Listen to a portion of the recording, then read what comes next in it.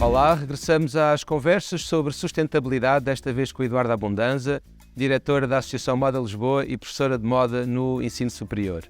Fundada em 1991, a Moda Lisboa é uma plataforma centrada em autores nacionais que reúne desfiles, conferências, mentoria e exposições, conhecida há mais de 60 edições pela Lisboa Fashion Week. É sempre muito ingrato escolher o que sublinhar de alguém que já teve várias vidas e todas cativantes. A Eduarda dançou balé, teve um flerte trotskista, fez teatro amador, estagiou com Ana Salazar, fez fardas para a Marinha, o Exército e a Força Aérea e descobriu o Bairro Alto e a Zambujeira do Mar muito antes da maioria de nós. A sua vida tem sido um fado de fusão e aguerrido e talvez por isso nos traga como canção o belíssimo A Real Triste de Ana Moura. Tanto na infância como mais recentemente, vida-doença parece ser uma das suas dialéticas e desses momentos saiu sempre mais forte. Aos 8 anos, foi uma bicicleta vermelha que a ajudou a reencontrar-se, mais recentemente o Reiki e a meditação. No filme que escolheu, Tar, de Todd Field, há do princípio ao fim uma tensão entre o metrónomo, a ordem e a explosão da emoção. É um filme sobre a importância dos signos e rituais, sobre a beleza da precisão e a precisão da beleza. Mas é também uma história de queda e transição, na qual a personagem central perde o pé num turbilhão de acontecimentos que a ultrapassam. Queda e transição são também a gênese do livro My Dear Bomb, do Yamamoto. Nele, este designer japonês, que geralmente veste preto, partilha connosco reflexões sobre a vida e a moda. Marcante nos anos 80 e 90, faliu em 2009. Depois, reencontrou-se e escreveu este livro que tem a graça de um golpe de samurai. Eduarda, muito obrigado por teres aceito esta conversa. Dizia-se numa campanha da moda Lisboa em 2020 que a moda não são apenas peças de roupa, é uma indústria, uma comunidade, é pensamento, é sociedade, é vida. O que é moda para ti? É exatamente isto que acabaste de referir, ou seja, moda é muito mais do que roupa. E é exatamente esse território a mais do que roupa que a torna numa disciplina tão interessante, tão estimulante. Disciplina é essa que também acaba por se misturar com todas as outras disciplinas. Portanto, a moda é uma atividade e uma observação constante que está presente na sociedade em geral, não é? Pronto. E que acaba por denunciar, entre aspas, denunciar no sentido de que é transparente àquilo que é os movimentos mais emergentes da própria sociedade. E daí que a moda tem sempre uma relação grande com as gerações mais jovens, não é? E acaba por se relacionar, sempre se relacionou com música, sempre se relacionou com cinema, com teatro, mas com tantas outras atividades, como seja a arquitetura, neste momento, tanto com as artes plásticas. E nesse, digamos, retrato sociológico, de pendor fortemente pluridisciplinar e artístico, como é que vês a ligação à economia? Há quem tenha grande resistência à expressão indústrias criativas, talvez pelo lado indústria. Como é que vês essa liberdade criativa da moda e esse retrato sociológico e, por outro, a necessidade de também ter uma rentabilidade? É a sua própria sustentabilidade, quer dizer, todas as artes têm um lado económico, as artes plásticas têm um lado económico, portanto, a moda transaciona-se, não é? E como tal, também cria lados muito positivos, como seja a empregabilidade, é uma indústria com uma taxa de empregabilidade muito grande, e sabemos que é uma indústria também altamente poluente, não é? Portanto, temos aqui nuances muito boas, nuances terríveis, não é? Uma bipolaridade, mas isso acaba por ser um bocado também a situação que estamos a viver generalizada, que é a neutralidade não é comum nos dias de hoje, não é? Portanto, por um lado, temos coisas que como sejam as questões da inovação ou da tecnologia, depois também tem um lado menos bom, digamos. Mas há um lado, digamos, fútil ou efêmero na moda, e não digo isto pejorativamente, da liberdade, da ociosidade e daquilo que é fútil, que se perde se nós tivermos um programa ou uma visão programática da moda, seja ser rentável, seja ser sustentável. Ou achas que são indissociáveis as duas dimensões? São indissociáveis. Há um lado fútil, há um lado individual também na moda. As pessoas, ainda me lembro dos movimentos anti-moda de há uns anos atrás, e que era interessante analisar porque não deixava de estar incluído no sistema da moda, mas eram sistemas anti-moda. A moda tem a ver com os comportamentos. E é muito importante para as identidades individuais e É coletivas. muito importante para as identidades individuais e coletivas. E nesse sentido, para nos questionarmos individual e coletivamente. Sim. E nos descobrirmos. E nos descobrirmos e nos afirmarmos também. Como é que tu vês a evolução da moda? Eu dizia que já são mais de 60 edições da Moda Lisboa, da Fashion Week. Como é que vês a evolução da moda em Portugal desde, diria, o 25 de Abril? Nos últimos 50 anos, diria assim. Existem fenómenos, antes do 25 de Abril, existem alguns fenómenos de vestuário, costureiras, etc., sempre com uma grande ligação às capitais europeias da moda, numa repetição, digamos. A Paris, principalmente, na compra de toalhas e reprodução de modelos. A seguir ao 25 de Abril, nós temos um período que é muito árido na produção da maior parte das disciplinas, porque é um período de grande afirmação territorial das várias fações da própria democracia, digamos, não é? Em que há uma constante mudança de governo, etc., por aí fora, e em que a atividade, não há emprego, há muitas greves, há muitas falências, etc., por aí fora. Portanto, digamos que os 10 anos a seguir ao 25 de Abril, 10, 11 anos, não há grande expressão nessa área. Eu depois saio, eu vou-me embora, não é? Eu nos anos 80, eu não estou cá nos anos 80. E saio exatamente porque saio porque me casei, mas também, inevitavelmente, olhando para trás, essa escolha também tem a ver com a vontade de sair, porque era muito hiperativa nessa altura e não tinha já mais coisas para fazer em Lisboa. Verdade, seja dita, fazia muito voluntariado, aí comecei a fazer teatro. Lisboa também era mais pequena na altura. Era muito pequena, mesmo. E, portanto, saio, não passo os anos 80 cá e quando regresso já existem. Quando regresso, também regresso porque já existem coisas, já me faz saudades. E existem fenómenos, surgem fenómenos como seja a Ana Salazar, pós 25 de Abril, Manelinha Gonçalves e mais alguns, não é? As manobras de Maio, que é, digamos que... E aí está um exemplo de quando... às vezes basta ter a terra para florescer, é preciso ter essa terra, que é com as manobras de Maio, tanta coisa floresce ali, não é? E porquê? Porque é um meeting point, porque é um sítio onde as pessoas se conhecem e onde partilham ideias, não é? E ideias e vontades, energia, é uma partilha de energia também, e daí que quando a Moda Lisboa nasce exatamente também de um mix de pessoas muito grande. Não tem só a ver com a moda. Mistura pessoas que começam a escrever sobre moda, que se começam a interessar por moda, fotógrafos que não existiam antes. Portanto, quando a Moda Lisboa nasce, dá origem a uma série de atividades, de profissões que não existiam antes dela. É uma espécie de efeito Médici. Há um autor que ilustra muito bem como o facto da família Médici ter financiado tantos pensadores, a deslocação de tantos pensadores para Florença, de várias áreas, das engenharias, mas também, obviamente, das poesias, das artes, etc.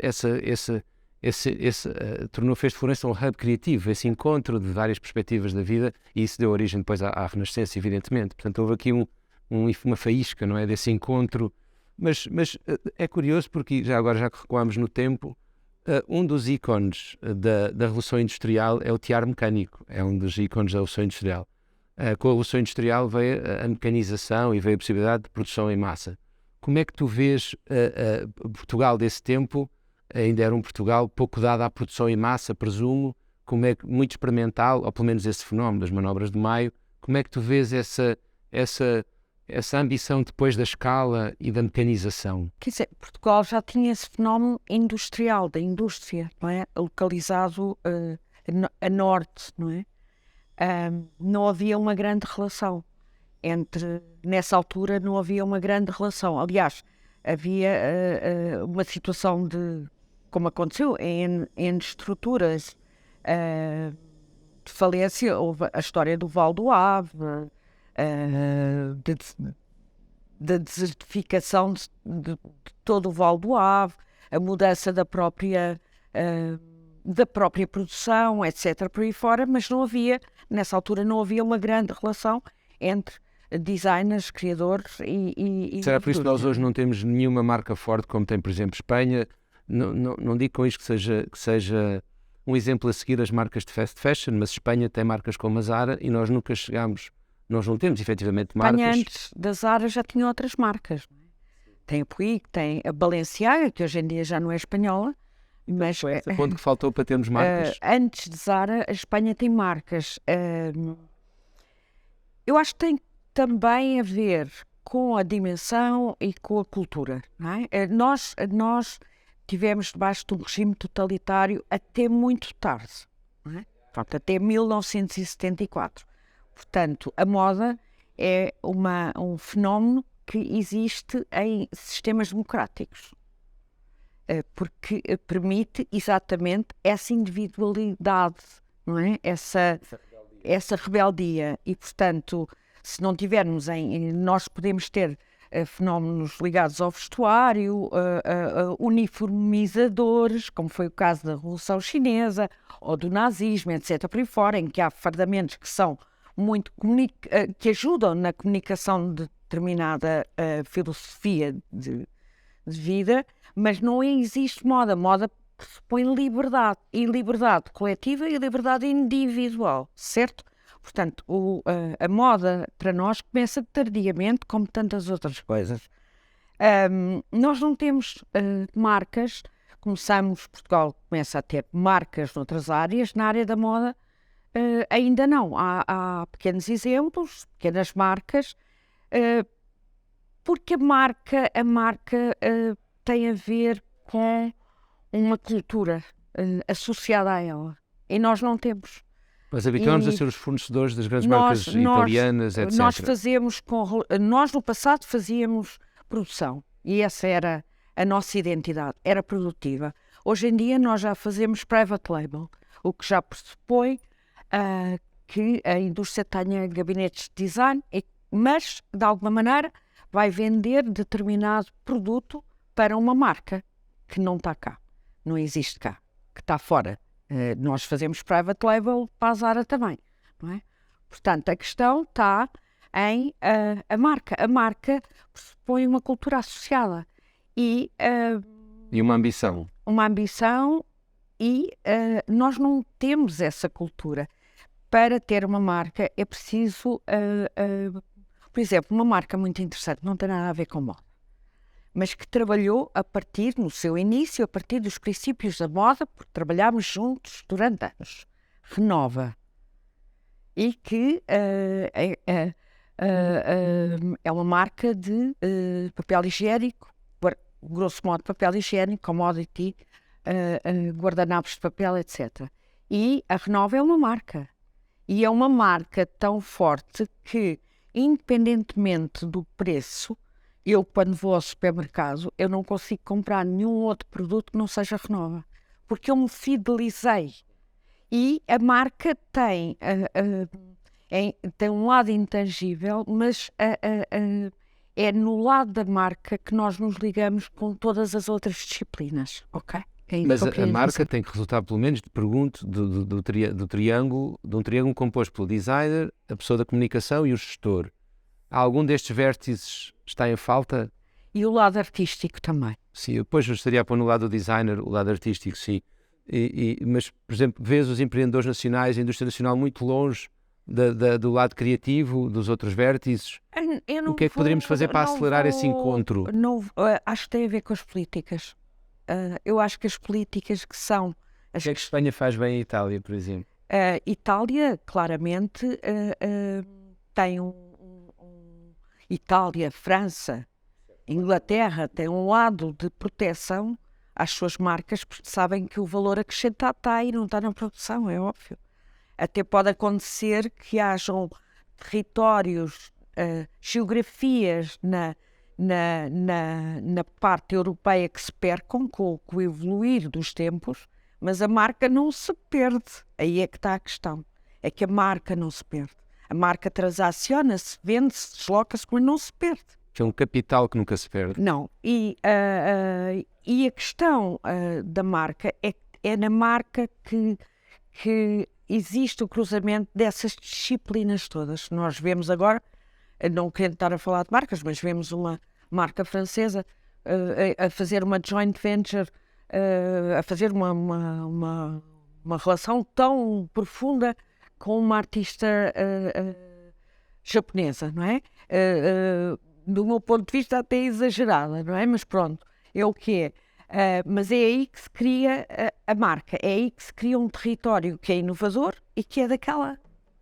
A outra escala, parece que a sustentabilidade pode vir a ser um território, ainda que de nicho, nesta fase, onde Portugal possa vir a ter marcas, já que começamos todos, não digo do zero, mas estamos todos muito nivelados em vários países. Por exemplo, nós em Portugal, também, mas uma vez que referes marcas, para dar 2 exemplos, temos em vestuário a NAS, temos a Isto, temos nos óculos a Vavá, a Eyewear, temos já algumas marcas de nicho, como digo, mas que incorporam estes valores e que nestes mercados estão a encontrar espaço. Ou achas que pode vir a ser, do ponto de vista competitivo para Portugal, uma área de investimento interessante? As marcas sustentáveis? Eu acho que quando há uma mudança, como foi a Revolução Industrial, quando há mudanças paradigmáticas, desta envergadura, como aquela que nós estamos a iniciar, há sempre coisas que ficam pelo caminho e uma enorme possibilidade de existência de novas coisas. Portanto, inevitavelmente, nós estamos num momento inseguro, por N razões, economicamente também inseguro, questões da guerra, etc. Portanto, viemos de uma pandemia, estamos num momento estranho, mas que é um momento de mudança. E a mudança oferece oportunidades. Pronto. A questão da sustentabilidade é uma inevitabilidade, mas é uma inevitabilidade para nós portugueses como é para o mundo inteiro, certo? Não chegará a todo lado ao mesmo tempo, mas é uma mudança, é uma revolução, de certa maneira. E como tal, Portugal tem mais uma vez uma oportunidade para se posicionar nestas áreas. Já teve outras, não é? A questão é quem faz a macropolítica, quem determina as regras dos programas, etc., para aí fora, que tenha uma visão, que tenha uma percepção do valor que isto pode ter e, portanto, possa dirigir de alguma maneira, como a França dirige, como a Itália dirige, porque sabe que é um património enorme. Aliás, nós vemos os Estados Unidos e vemos que os Estados Unidos continua a consumir a Europa enquanto marca imenso, não é?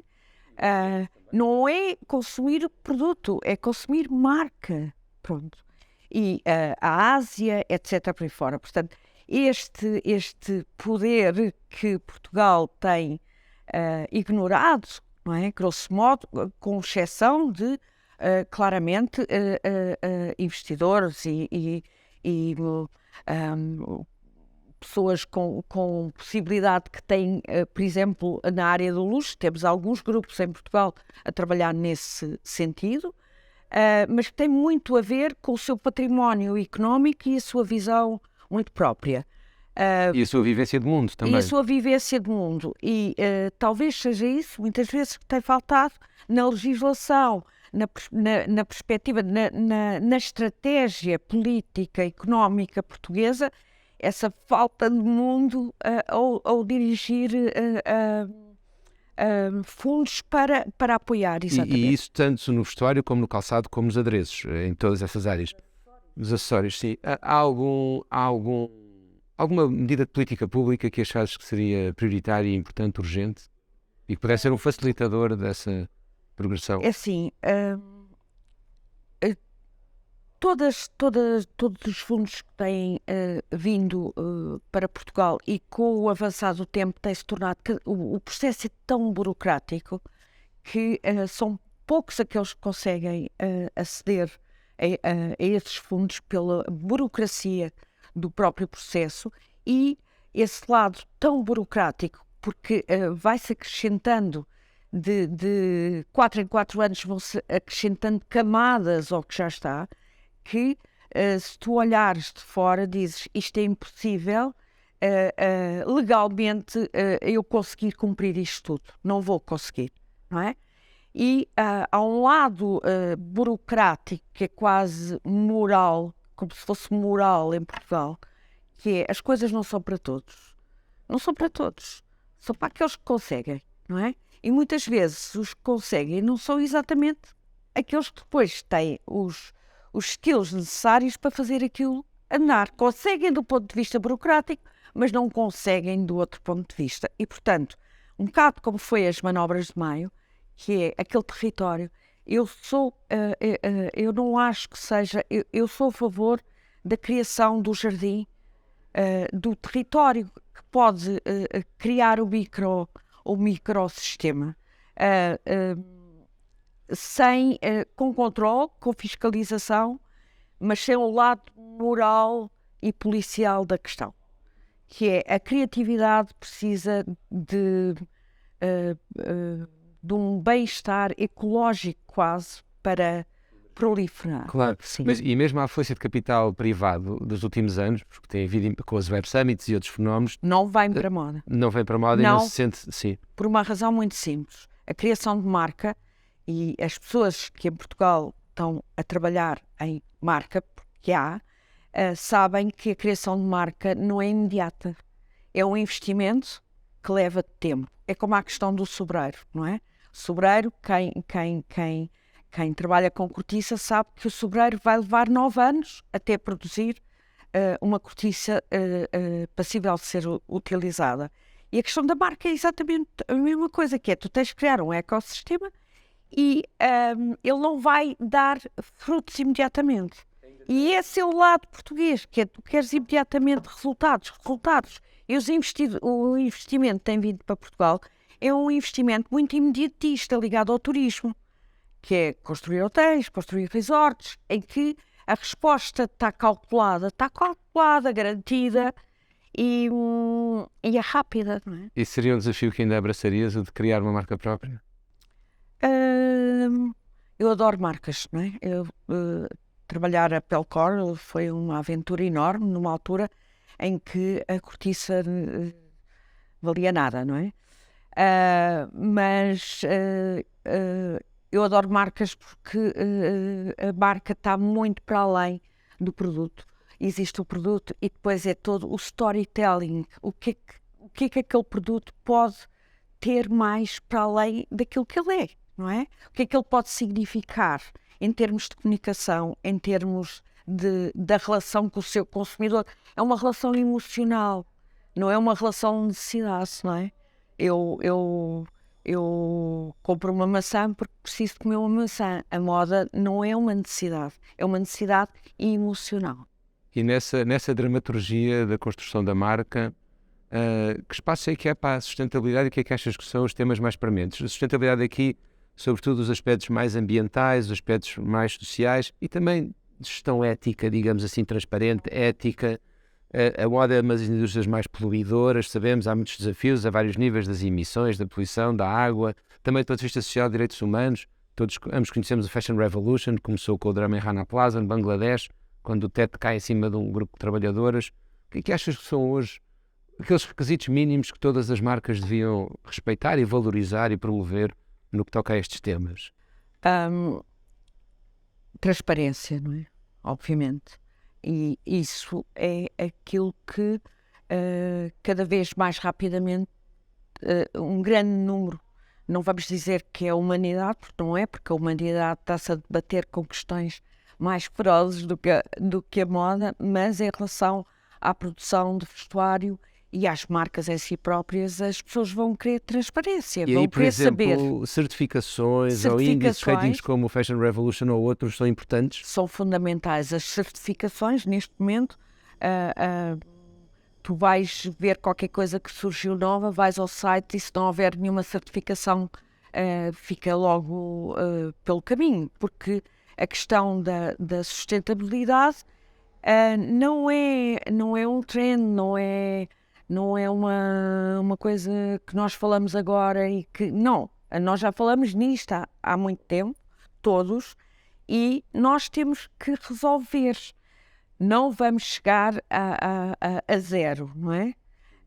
Mas temos que resolver aquilo que foi produzido nos últimos 80 anos e que tem a ver também com a globalização. Uma coisa tem que é, nós sempre poluímos, não é?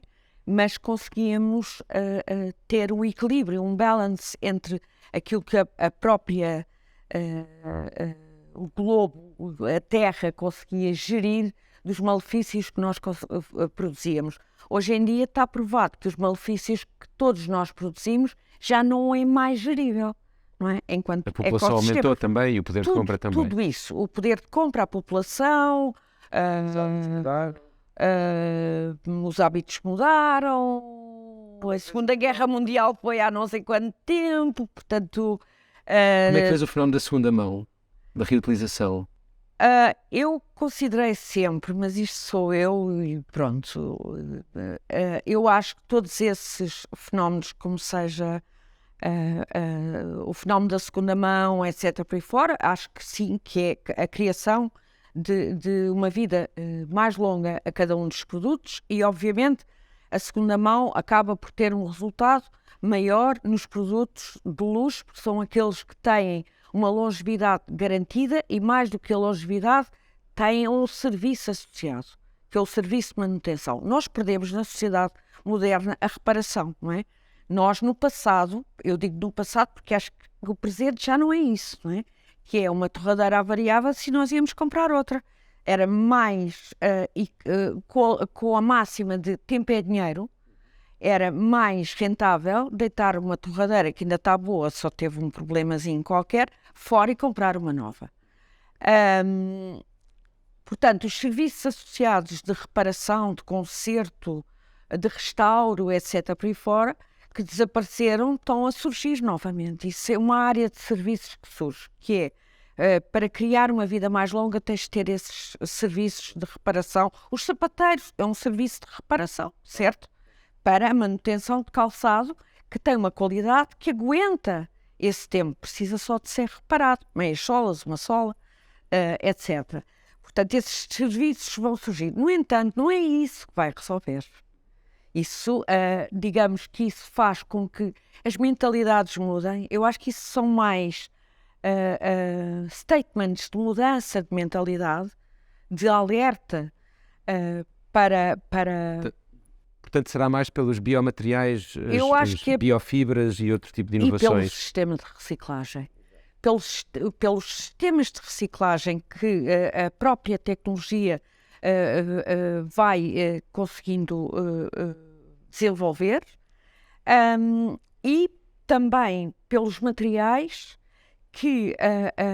pelos materiais e por todo o trabalho laboratorial dos enzimas, com as questões dos tingimentos e das águas, etc, por aí fora. Portanto, acho que nós estamos com um desenvolvimento tecnológico, grosso modo, muito grande.